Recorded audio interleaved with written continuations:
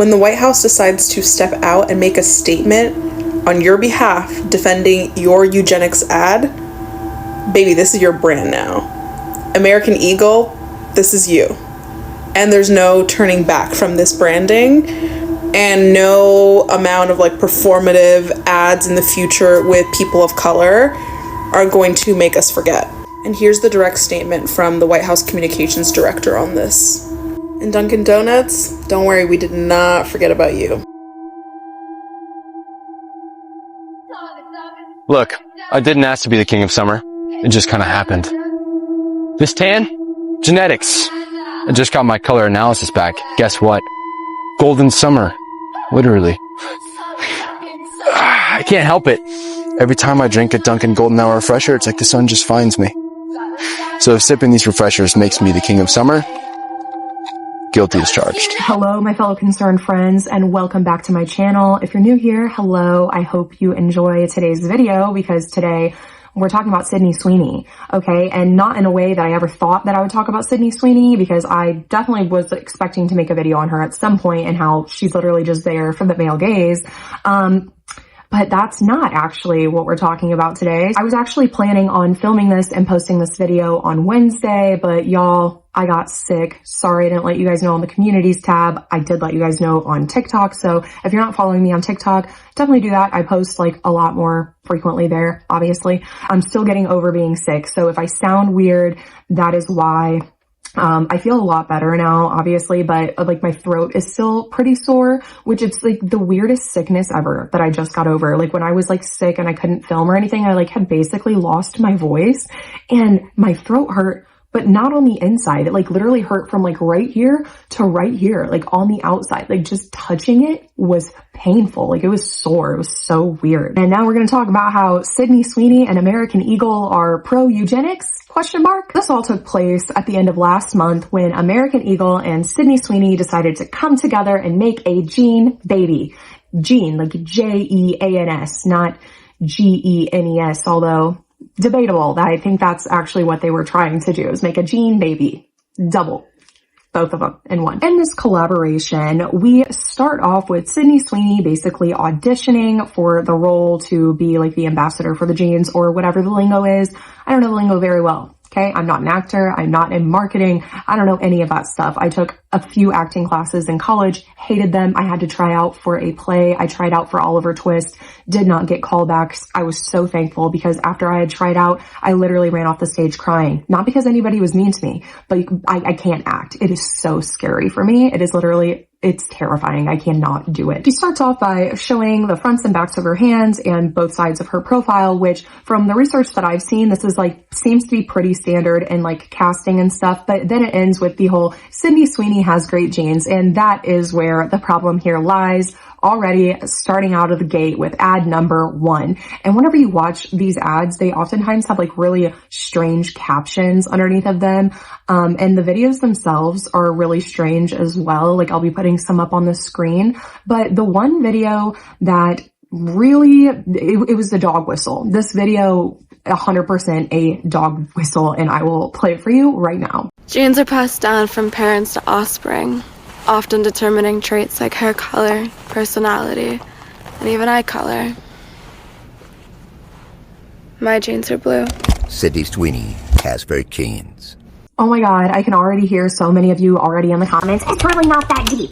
You're seeing too much into it. You guys always blow everything out of proportion. Blah, blah, blah, blah, blah. You're just jealous of her because she's more successful and prettier than you. Okay, yeah, she is. Okay, I don't care. No, that is not what you're gonna do. You're wrong. It is a dog whistle. We are not reading too much into this. And everybody's saying that other people are reading too much into it and blowing it out of proportion. I fear you don't even know what a dog whistle is. So I will read you the definition of a dog whistle. So a dog whistle is a coded message communicated through words or phrases commonly understood by a particular group of people, but not others. So essentially, if you understood the message, you're in the know. And if you didn't understand the message, if you didn't see the depth to it, you're not in the know, I guess. I don't know. Like, you can hang out here and I'm happy to educate you and show you how this is wrong and how this was absolutely a dog whistle for eugenics.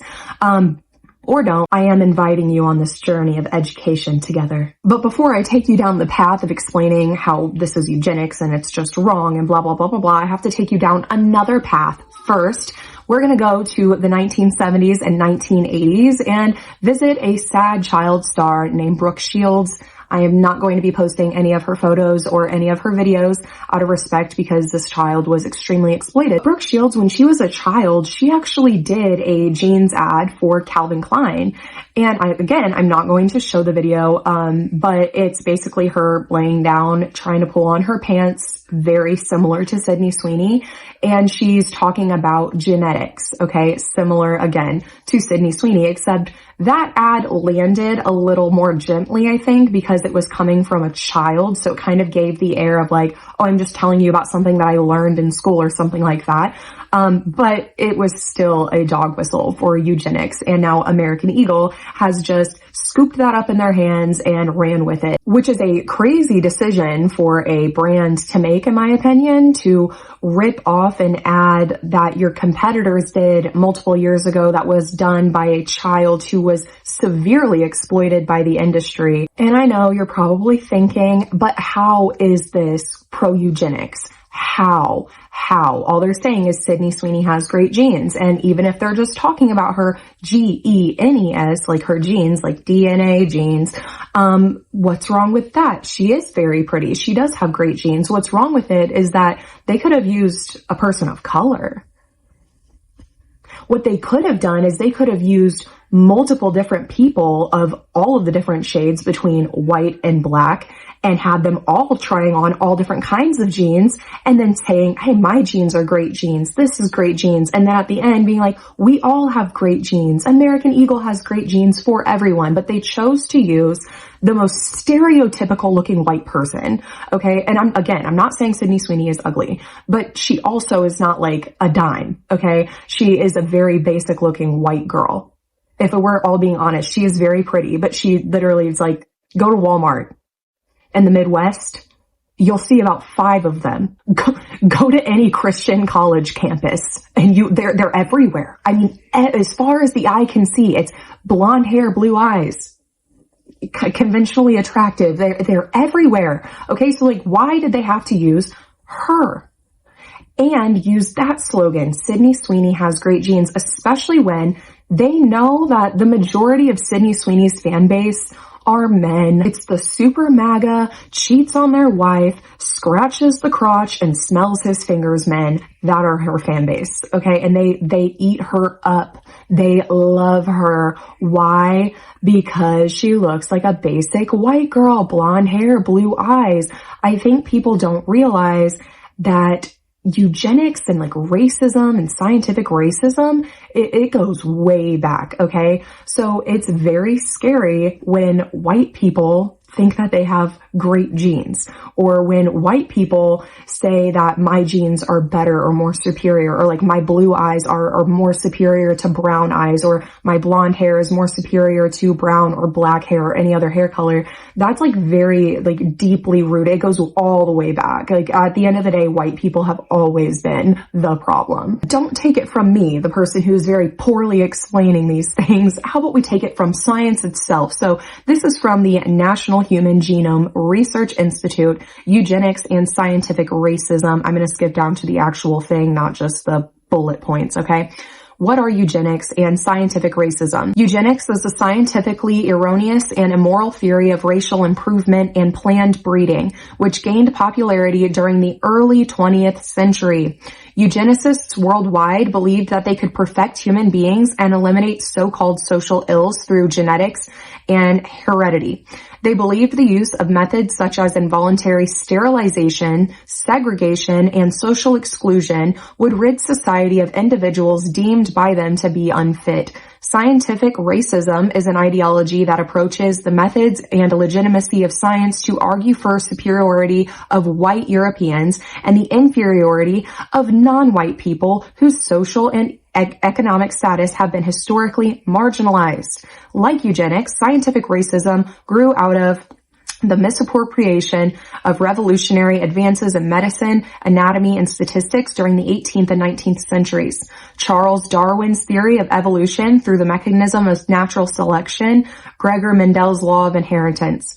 Eugenic theories and scientific racism drew support from contemporary xenophobia, anti-Semitism, sexism, colonialism, imperialism, as well as justifications of slavery, particularly in the United States. So, how did eugenics begin? Francis Galton, an English statistic person, I can't say that word, there's too many S's and T's in it, and if you guys know anything about me, I've said it before, I had to go to speech therapy for my S's and T's. That is a nightmare for me to try to say. Should I try to say it? An English statistician. I can't say it. He does stats. He's like really good with the stats, I guess. Demographer and ethnologist and cousin of Charles Darwin coined the term eugenics in 1883. Galton defines eugenics as the study of agencies under social control that may improve or impair the racial qualities of future generations, either physically or mentally. Galton claimed that health and disease, as well as social and intellectual characteristics, were based upon heredity and the concept of race.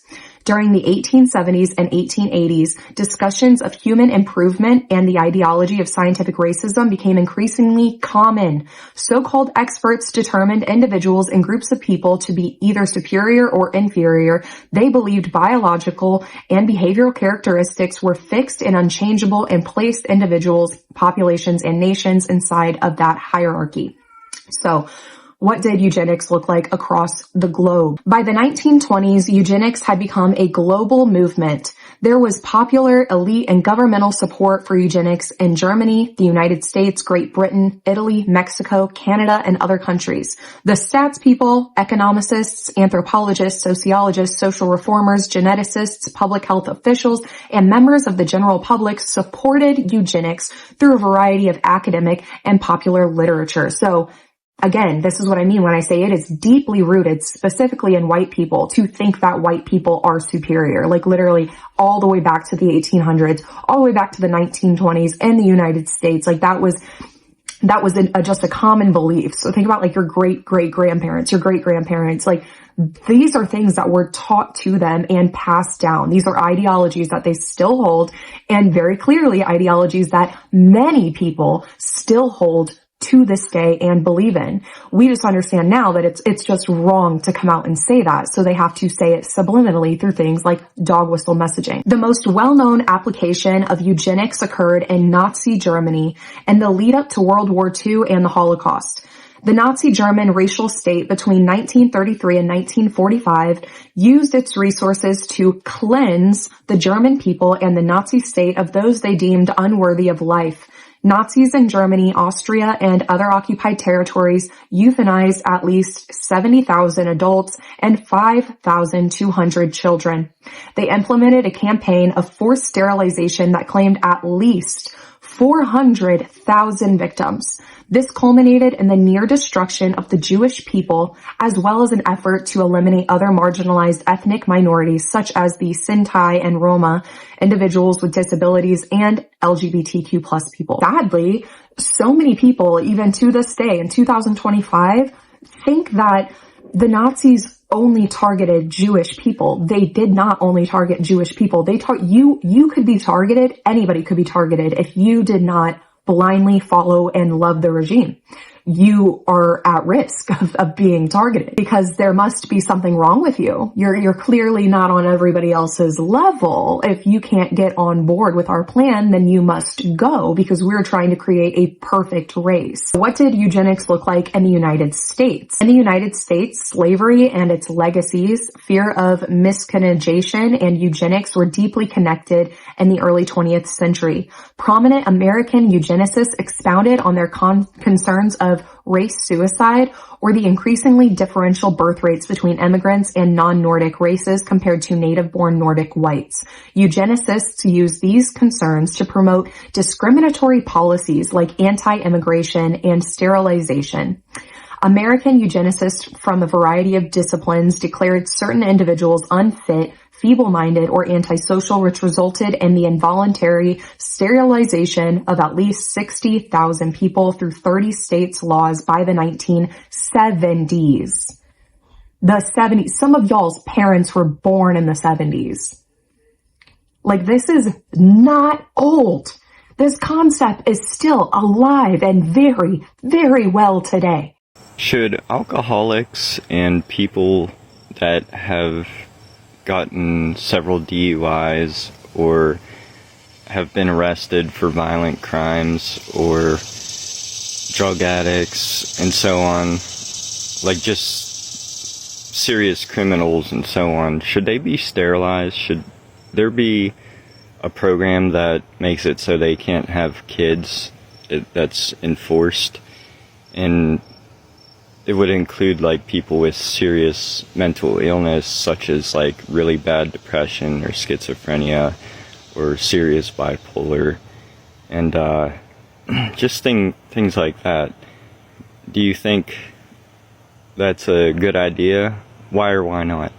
These eugenicists disproportionately targeted Latinos, Native Americans, African Americans, poor whites, and people with disabilities during the entirety of the 20th century. Eugenicists were also crucial to the enactment of discriminatory immigration legislation that was passed in 1924, the Johnson-Reed Act, which completely excluded immigrants from Asia. Like, a lot of Americans don't realize or don't even know, because our history here in America is so insanely whitewashed. Like, I'm going to tell you right now, if you're a fellow white person listening to me and you don't already know this, I'll be the one to tell you.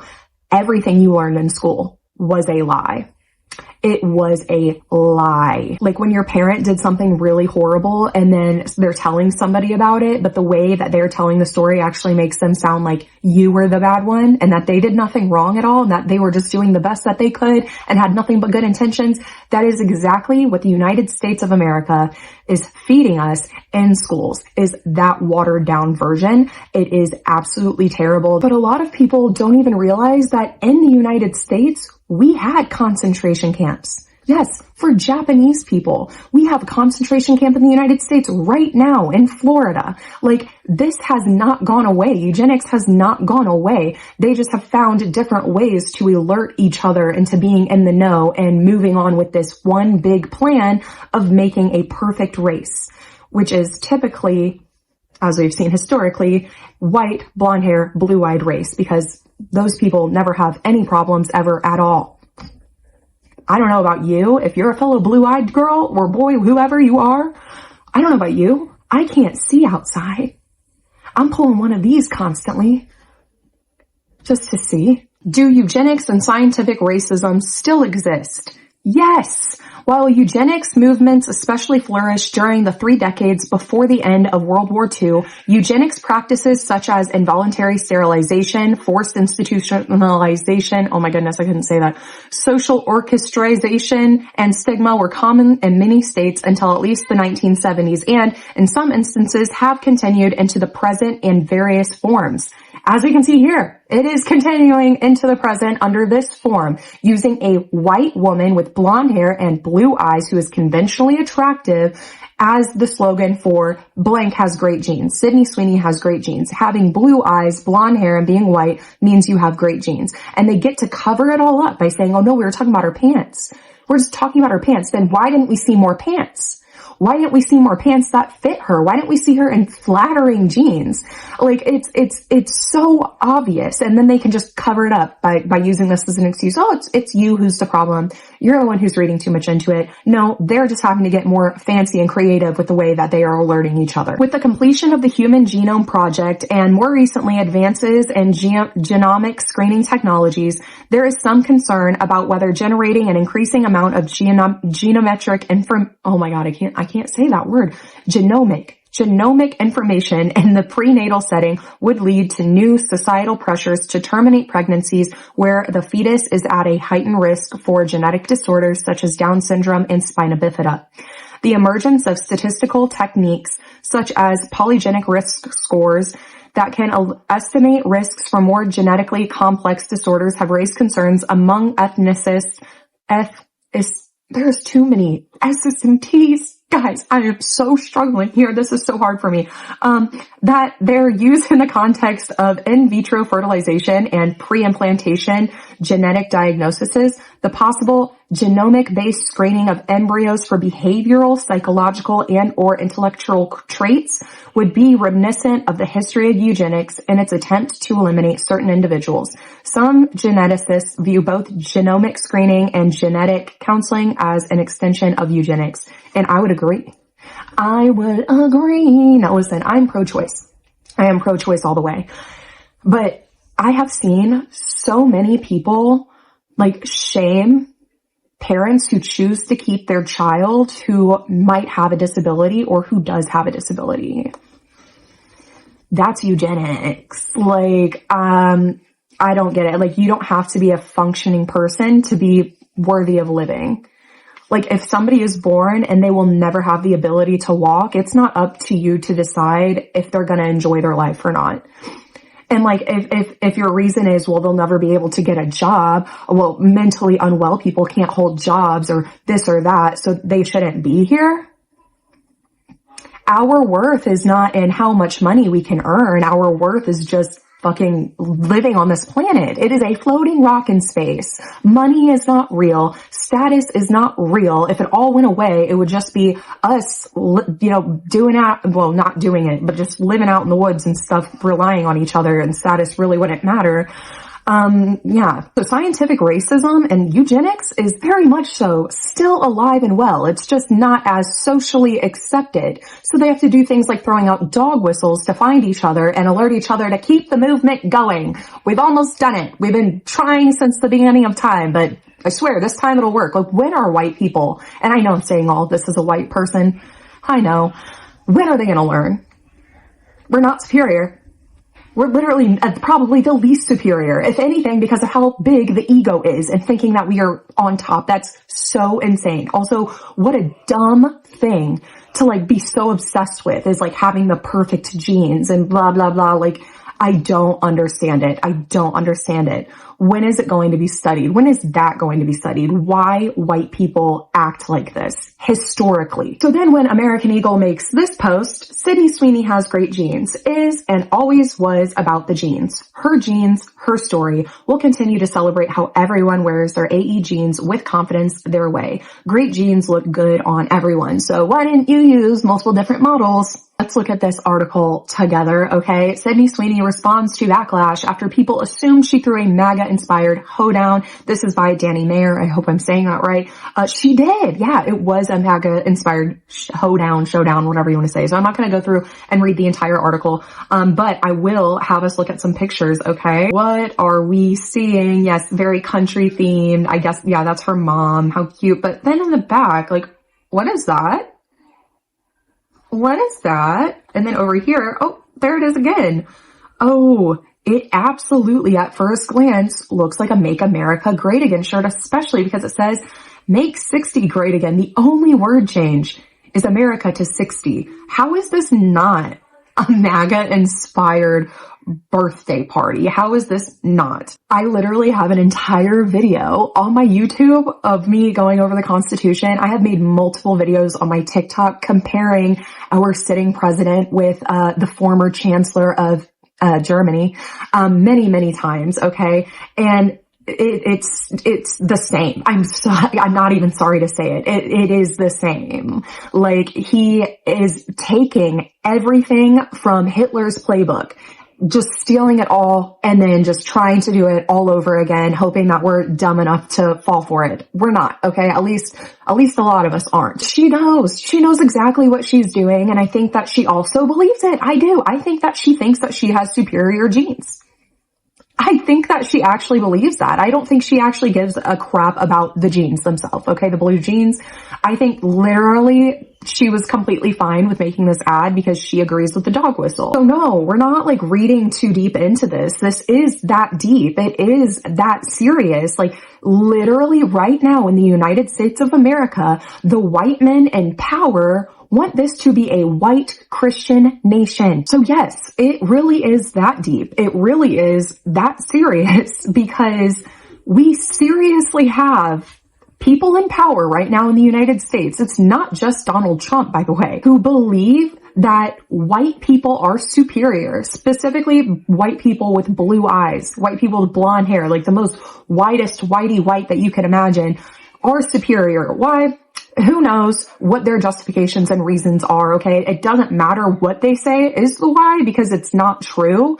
And it's all lies and justifications for their own evil actions and behavior. And now we are seeing those ideologies being so casually dropped in ads for us, for consumers. It's subliminal messaging, okay? We hear it once. It's not that big of a deal. It sounds a little bit off. We ignore it. And then we hear it a couple more times. We see it in a couple different ways. And then they start changing the way they're saying it until it's completely up in your face. And they're saying, yeah, if you have blonde hair and blue eyes, did you know that you're healthier than everybody else? Just naturally? Did you know that you'll have less mental health problems? Like, that's where we're going. It doesn't even have to be based off of science and fact, because it already isn't. Eugenics is not.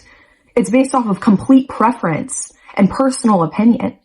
And it's scary that it is becoming we are becoming so desensitized to these concepts and to these ideas and these beliefs because of who is in office, that it is now trickled down into back to school ads. School-age children hearing this, the subliminal messaging, it will stick with them. Like, it is serious. It really is. And we need to stand up to it. We need to be brave and say, no, this is wrong and you're not right. Like, that's not true. If you are a white person and you have listened to this whole video or you saw the ads and stuff and you're still saying, I just don't think it's that deep, you're just jealous, you're privileged. Yeah.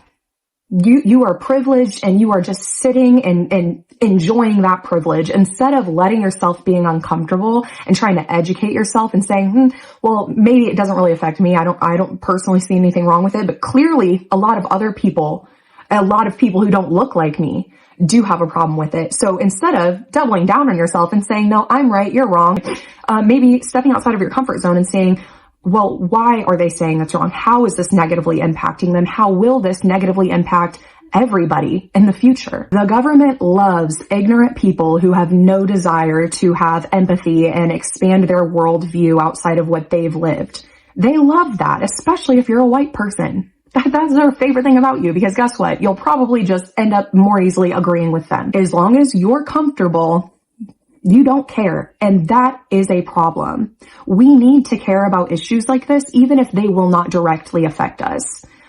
Like, we actually should probably care about them more. We should be more loud about it. So going forward, especially given the political climate that we are living in right now, remember that these kinds of messaging and weird advertisements like this coming from brands that a lot of us common folk shop at and use, they may not always be as simple as they seem. And as consumers, it is our job to let the brands know when they have messed up and to show them, yeah, you messed up. So there you have it. Those are my thoughts on the Sydney Sweeney campaign, and it should be called the Sydney Sweeney dog whistle. That's all it was. As always, thank you guys so much for watching. If you enjoyed this video and you don't want to miss any of my other content, don't forget to like and subscribe. That really helps me out a lot. And as always, I would love to know your guys' thoughts down below in the comments. Please be respectful. If you're pro eugenics, I'm literally deleting your comment. And if I can, I'm blocking you. I don't want you anywhere near me. Yeah, be nice. Let's learn from each other. And I will see you guys on the next one.